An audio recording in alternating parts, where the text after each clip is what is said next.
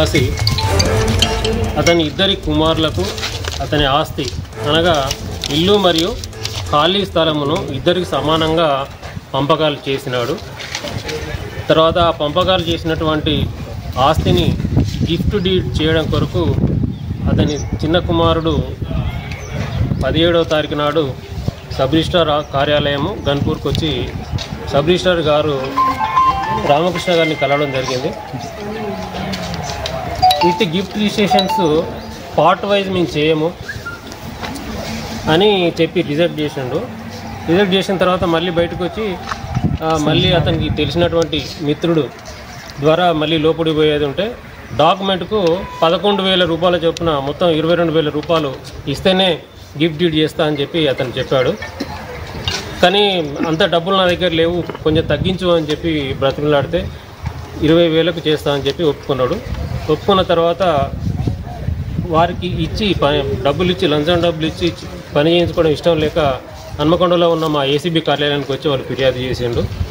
వారి ఫిర్యాదు మేరకు ఈరోజు సబ్ రిజిస్ట్రార్ కార్యాలయంలో రామకృష్ణ ఎస్ఆర్ఓ గారికి డబ్బులు ఇస్తుండగా మేము రెడ్ హ్యాండెడ్గా పట్టుకున్నాము. అట్టి డబ్బులు కూడా అతని అసిస్టెంట్ ప్రైవేట్ అసిస్టెంట్ అయిన రమేష్కు ఇవ్వమని చెప్తే అతని ఆదేశాల మేరకు ఎస్ఆర్ఓ గారి ఆదేశాల మేరకు రమేష్ డబ్బులు తీసుకున్నాడు. రమేష్ను మరియు సబ్ రిజిస్ట్రార్ రామకృష్ణ గారిని ఇద్దరిని కూడా మేము అదుపులోకి తీసుకున్నాము. వీరి ఇరువురిని రేపు మార్నింగ్ హన్మకొండలో ఉన్న ఏసీబీ కోర్టులో ప్రవేశపెడతాము. నా పేరు బట్టమేకల శివరాజు, వెంకటేశ్వరపల్లి గ్రామం, చిలుకూరు మండలం, జిల్లా జనగాం.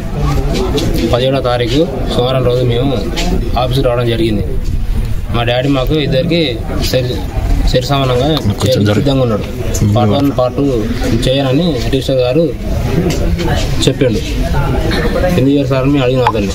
మేము అట్లా చేస్తున్నాం, ఇప్పుడు పార్ట్ 1 పార్ట్ 2 చేయం, ఒకరి పేరు చేస్తా అంటే ఒకరి పేరు చేసుకుంటే సార్ మళ్ళీ మాకు ఇబ్బంది అవుతుంది డబ్బులు ఖర్చు అంటే నేను చేయను, ఎవరిని చెప్పుకోపోని బాగా డిమాండ్ చేసాడు. సార్ మరి మేము జిల్లా రిజిస్టర్ పోదాం అంటే ఎక్కడికన్నా ఏమన్నా చేసుకో, నాకు సంబంధం లేదు.